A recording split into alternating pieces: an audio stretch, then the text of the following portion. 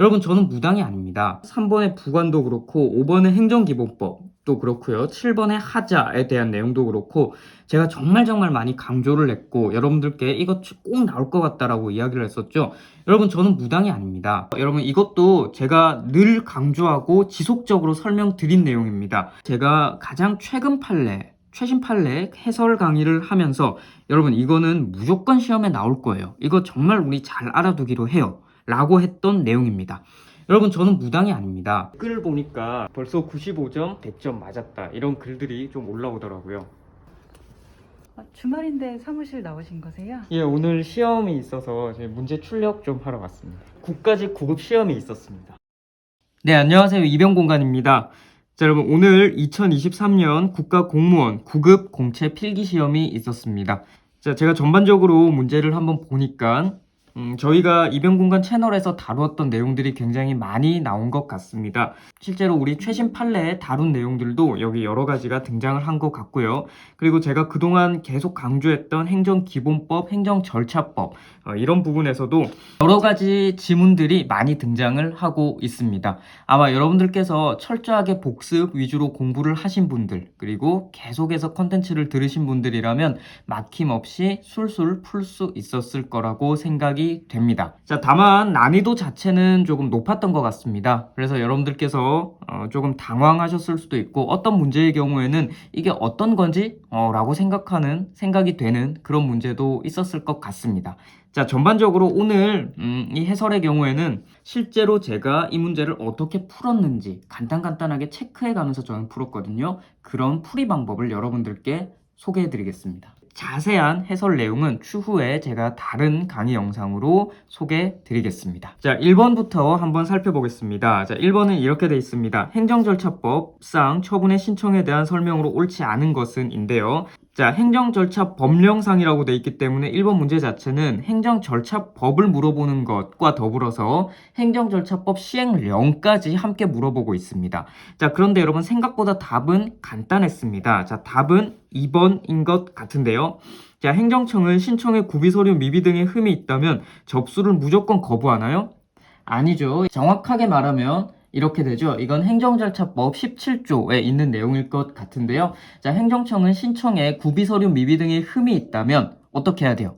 보정을 명해야 되죠. 그러니까 보완에 필요한 상당한 기간을 정해서 지체 없이 보완을 요구를 하고 만약에 보완을 하지 않았다면 신청을 되돌려 보낼 수 있는 거죠. 그래서 여러분, 이렇게 흠이 있다고 해서 무조건 거부하는 것은 아닙니다. 먼저 보정을 요구를 해야 합니다. 보정 요구. 자, 근데 막바로 지금 거부해야 한다고 돼 있으니까요. 오늘 1번의 답은 2번인 것 같습니다.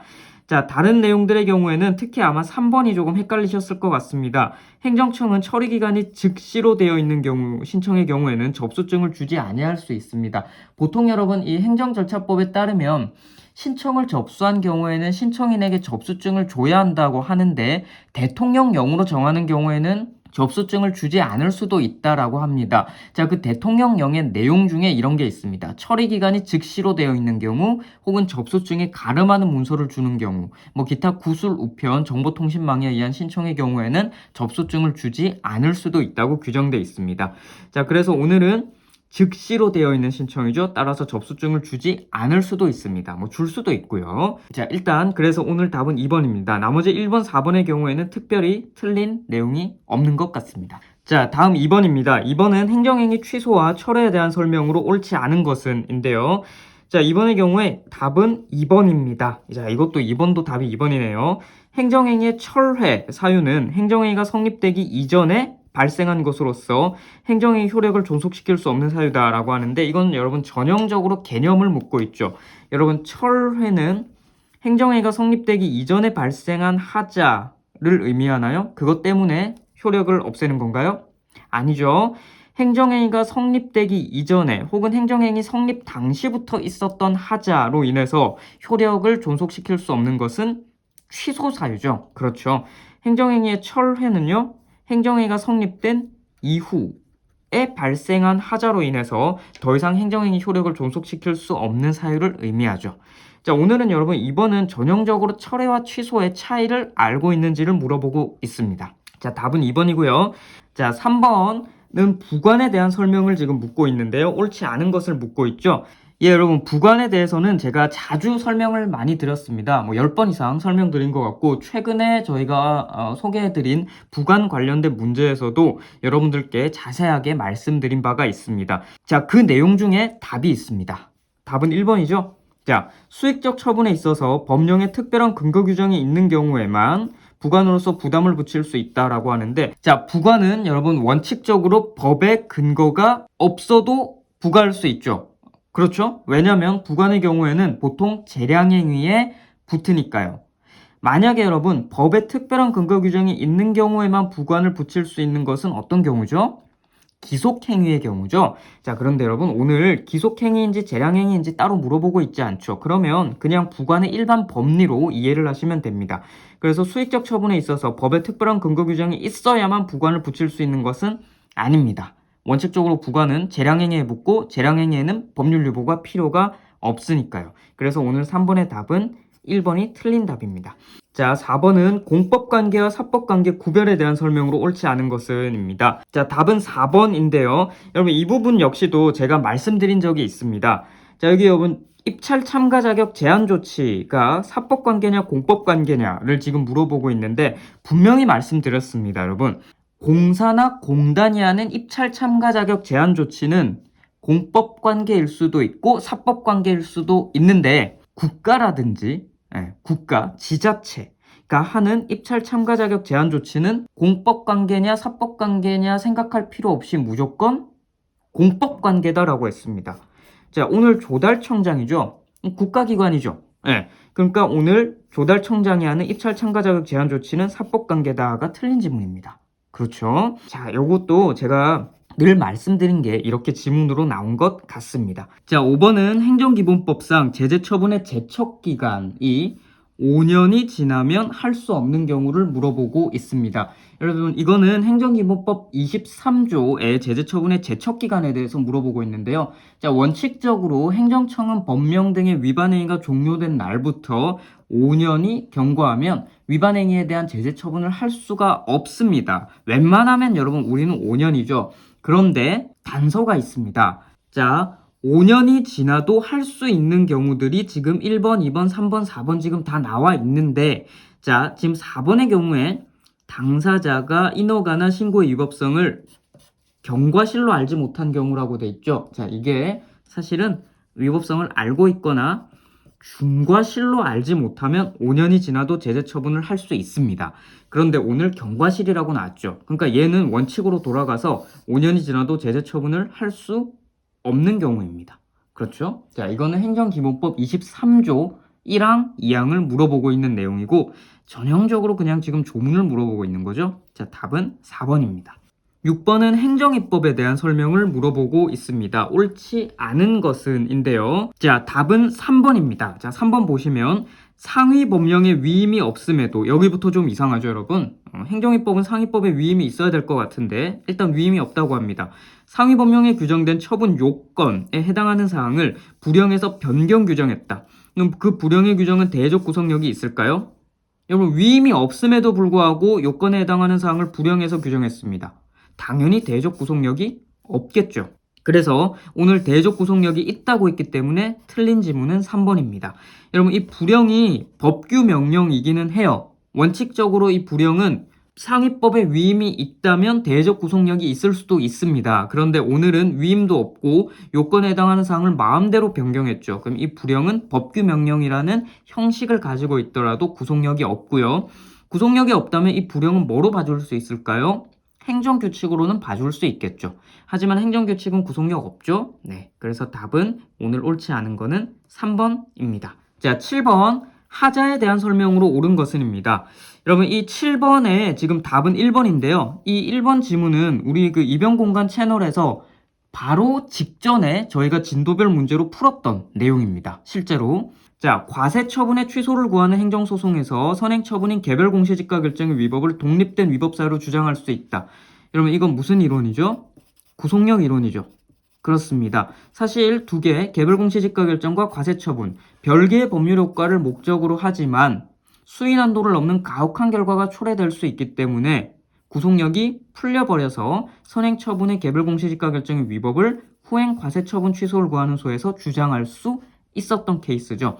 자, 오늘 7번의 답은 곧바로 1번입니다. 자, 8번은 항구소송 대상에 대한 설명으로 옳지 않은 것입니다. 처분성을 묻고 있죠. 자, 답은 어떤 처분에 법령상 근거가 있는지, 자, 어떤 처분이 과연 법에 근거한 것인지, 아니면 행정절차법에서 정한 절차를 준수했는지 이런 것들은 요건 단계에서 고려해야 하나요? 아니죠. 이거는 본안 단계에서 고려해야 되죠.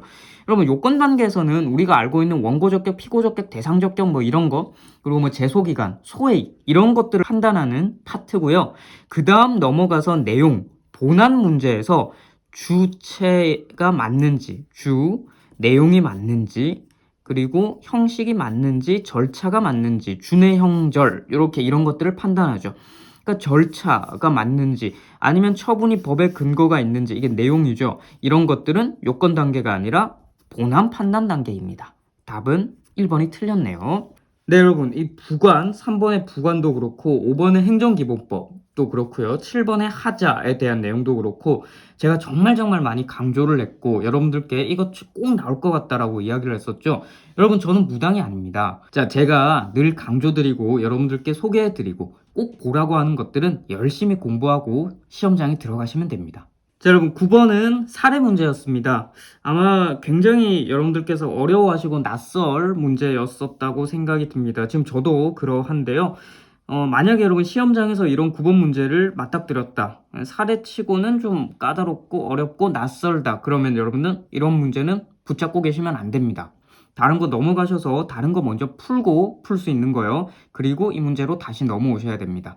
자, 9번 한번 보시면 공익신고자 병이라는 분이 계시는데, 자, 병은 갑이 국민기초생활보장법상의 복지급여를 부정수급하고 있다라고 관할 을행정청에 신고를 했습니다. 아, 병이 을행정청에게 갑을 신고했습니다. 자, 이에 대해서 갑은 을에게 부정수급 신고한 자와 그 내용에 대한 정보공개 청구를 합니다. 도대체 나를 누가 신고했는가? 라고 정보공개 청구를 한 것이죠. 자, 이후에 갑은 을의 비공개 결정 통지를 받았습니다. 이게 22년 8월 26일이네요. 자, 이에 대해서 국민권익위원회에다가 고충 민원을 제기합니다. 자, 그리고 국민권익위원회로부터 을의 결정은 문제가 없다는 안내를 받습니다. 그리고 갑은 을의 비공개 결정 취소를 구하는 행정심판소를 제기하는데 그게 22년 12월 27일입니다. 자, 이에 대한 설명으로 옳은 거를 골라보라라고 하는데요. 자, 먼저 지금 리을 보시면요.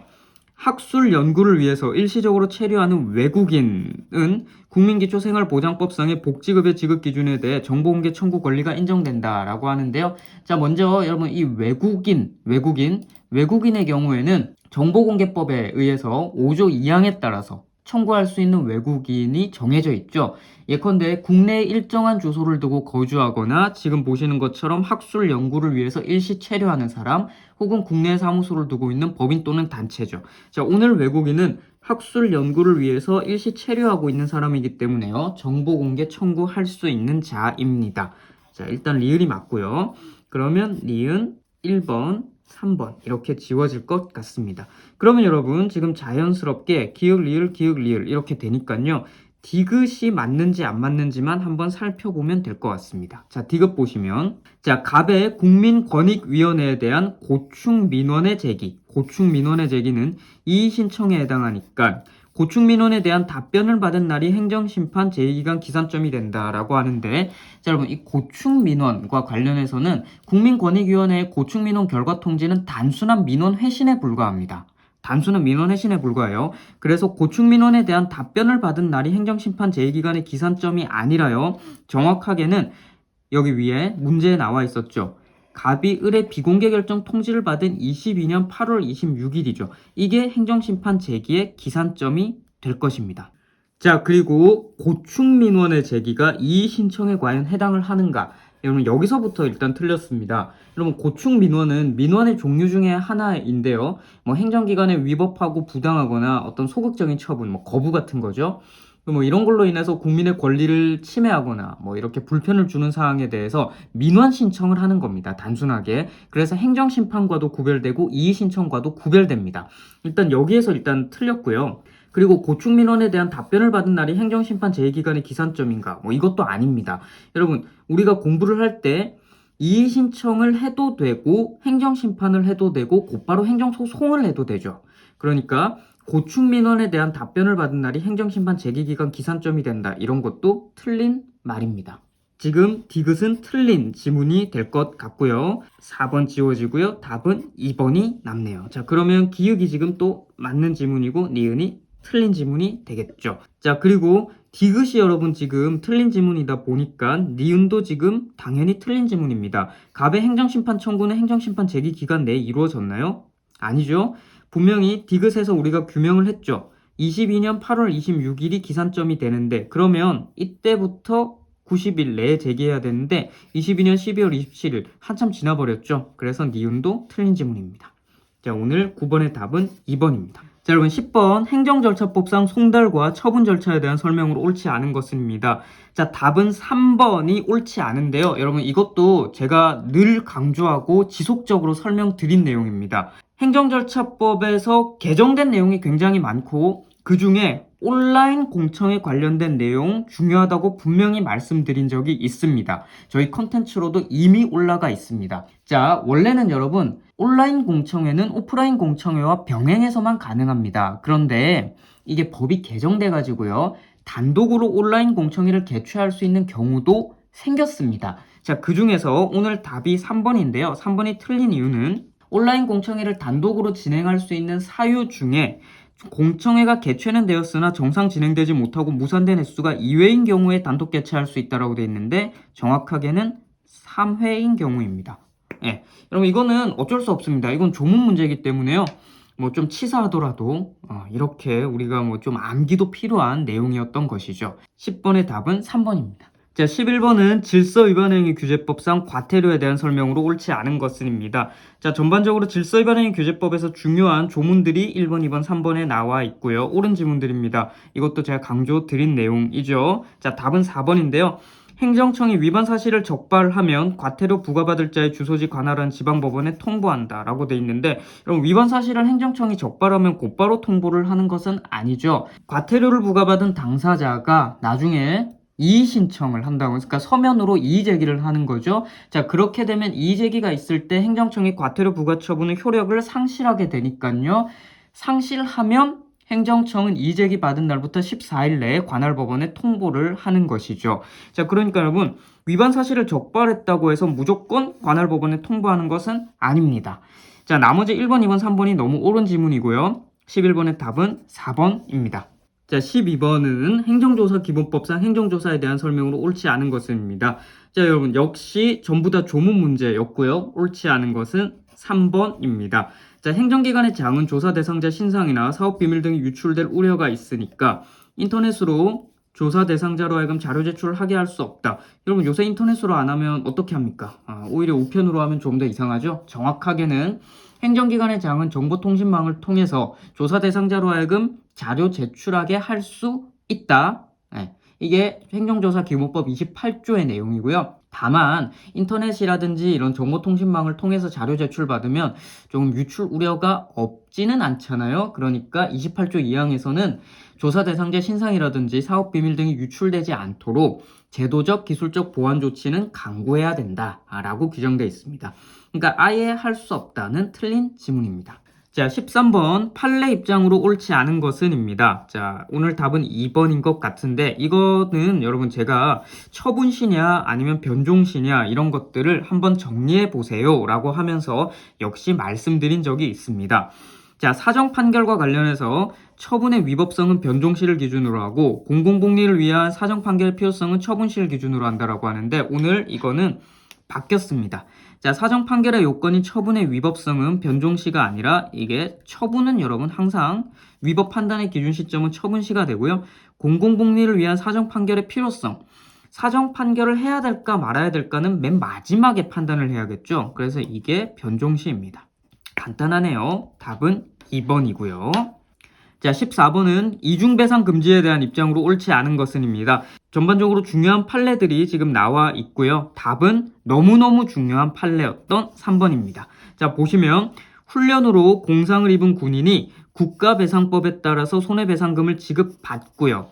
첫 번째로 이걸 먼저 국가배상을 받고 두 번째 보훈 보상 대상자 지원에 관한 법률에서 정한 보훈급여 지급을 구하는 경우 국가는 국가배상법에 따라서 지급을 거부할 수 있나요?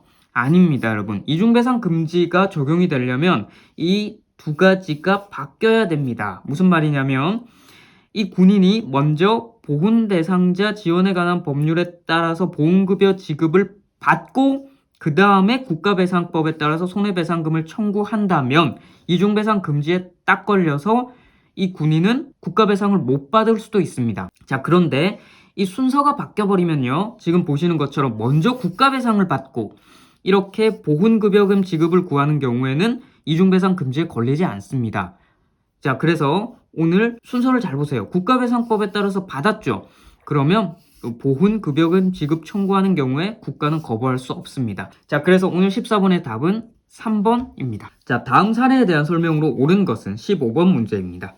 자, 사례는 이렇게 되어 있습니다. A구 의회 의원인 갑. 그러니까 지방의회 의원이시네요. 지방의회 의원인 갑은 공무원을 폭행을 하는 등 의원으로서 품위 손상 행위를 했습니다. 자, 이러한 사유를 들어서 A구 의회는 지방의회 의원인 갑을 의원직에서 제명 의결했습니다. 제명 의결. 자, 이에 갑은 위 제명 의결을 행정소송 방법으로 다투고 싶습니다. 여러분 심플합니다. 지방의회 의원이 의회에서 제명됐습니다. 자, 이 경우에 지방의회 의원에 대한 구제수단 여러 가지가 있을 수 있는데요. 자, 오늘 답은 옳은 것은 이라고 돼 있으니까요. 답은 4번이 될 것 같습니다. 자, 보시면 법원이 갑이 제기한 행정소송을 받아들여 소송의 계속 중에 갑의 임기가 만료되었더라도 수소법원은 소의 이익을 인정할 수 있다. 유명한 판례죠. 여러분 지방의회 의원의 임기가 정해져 있습니다. 근데 이제 소송을 막 하던 와중에 제명 취소 관련해서요. 소송을 막 하던 와중에 임기가 끝났습니다. 그러면 어쨌든 다시 의원이 될 수는 없어요. 의회로는 못 돌아갑니다. 하지만 법원은 이 경우에도 소의 이익은 인정할 수 있다고 하죠. 왜 그렇죠?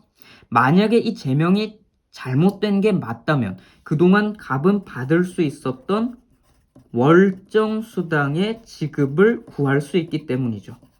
구할 수 있으므로 그래요. 그래서 이런 월정수당 같은 이제 돈 문제가 겹쳐져 있기 때문에요. 소의 이익을 인정할 수 있습니다. 이런 유형의 판례는 굉장히 많습니다. 저희 이변공간 채널에서도 여러 가지 소개를 시켜드린 적이 있습니다.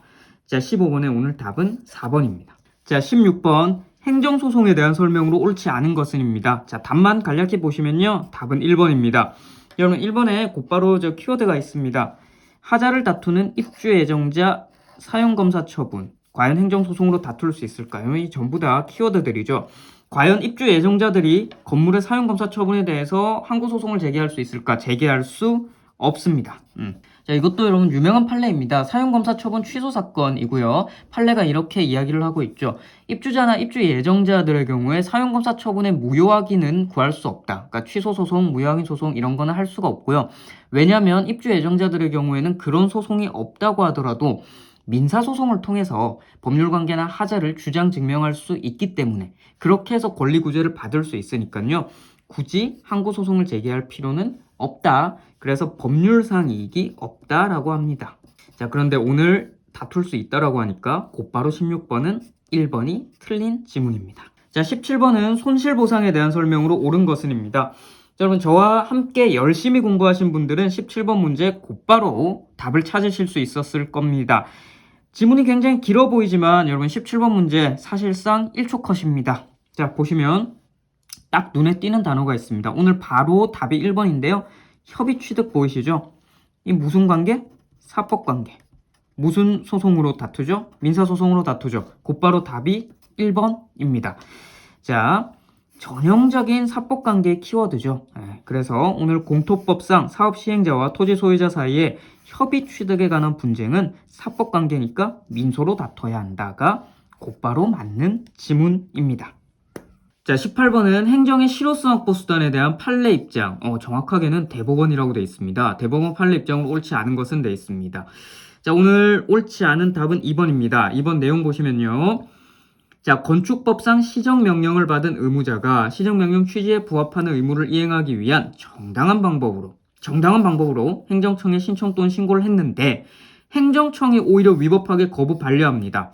그래서 결국 처분이 취소가 됐습니다. 자, 과연 시정명령 불이행을 이유로 부과할 수 있을까요? 여러분, 이건 너무 상식적이죠. 내가 굳이 이 내용을 모르겠다 하더라도 부과할 수 없습니다. 나는 정당하게 했고요. 행정청은 위법하게 했습니다. 그래서 결국 행정청이 위법한 것 때문에 내가 취소가 됐습니다. 그러면 이행강제금 당연히 부과할 수가 없겠죠. 판례 문장 그대로입니다. 부과할 수 없습니다. 자, 여러분, 사실 이 18번은 답은 2번인데요. 여기 18번의 4번 같은 경우에는 저희 이변공간 채널에서 제가 가장 최신 판례 해설 강의를 하면서 여러분, 이거는 무조건 시험에 나올 거예요. 이거 정말 우리 잘 알아두기로 해요. 라고 했던 내용입니다. 오늘 18번의 4번 옳은 지문으로 지금 등장을 했죠. 자, 이렇게 여러분 최신 판례 강의들도 놓치지 마시고 꼼꼼히 챙겨보시는 것을 추천드립니다. 자, 19번 서훈 또는 서훈 취소에 대한 설명으로 옳은 것은 이라고 되어 있습니다. 이게 여러분 우리 서훈 취소 약간 훈장 같은 거라고 생각하면 됩니다. 국가에서 잘한 사람한테 훈장 주고 좀 이상하네? 그럼 훈장 취소하고 이제 그런 거죠. 사실상 우리는 이거를 통치행위 파트에서 공부한 적이 있습니다. 키워드죠. 서훈 취소. 통치행위인가요? 아닌가요? 통치행위 아니죠? 일단 기억이 맞습니다. 그래서 서훈 취소는 대통령이 국가원수로 행하는 행위는 맞지만 통치행위가 아닙니다. 자, 그러면 19번에 기억이 다 들어가 있네요. 그러니까 이것만 지워질 것 같고요. 자, 니은 보시면 서훈은 서훈 대상자의 특별한 공적에 의해서 수여되는 그렇죠. 고도의 일신 전속적 성격을 가지는 겁니다. 따라서 유족이라고 하더라도 처분의 상대방이 될 수가 없죠. 서훈은 그 사람에게만 주는 것이니까요. 자, 그래서 오늘 기역, 니은 맞습니다. 그러면 답이 1번이네요. 다른 데 니은이 없으니까요. 네, 곧바로 이렇게 기역, 니은이 체크가 될 것 같습니다. 네, 마지막 문제입니다. 행정대집행에 대한 설명으로 옳지 않은 것은입니다. 여러분, 오늘 답은 4번인 것 같은데요. 4번, 여러분, 이 20번 문제는 전반적으로 행정대집행법 제6조의 비용징수에 대해서 너네가 이 조문을 알고 있는지를 물어보고 있는 것 같습니다. 자, 대집행에 요한 비용에 대해서는 행정청은 사무비의 소속에 따라 국세와 동일한 순위의 선취득권이 아닙니다. 정확하게는요, 동일한이 아니라 국세의 다음입니다. 정확하게는 다음 가는 순위의 선취득권을 가지고요. 뒷문장은 맞을 수도 있습니다. 대집행에 요한 비용을 징수했을 때는 그 징수금은 사무비의 소속에 따라서 국고일 수도 있고 지자체 수입일 수도 있습니다. 전반적으로 오늘 여기부터 지금 틀렸기 때문에요. 20번의 답은 4번입니다.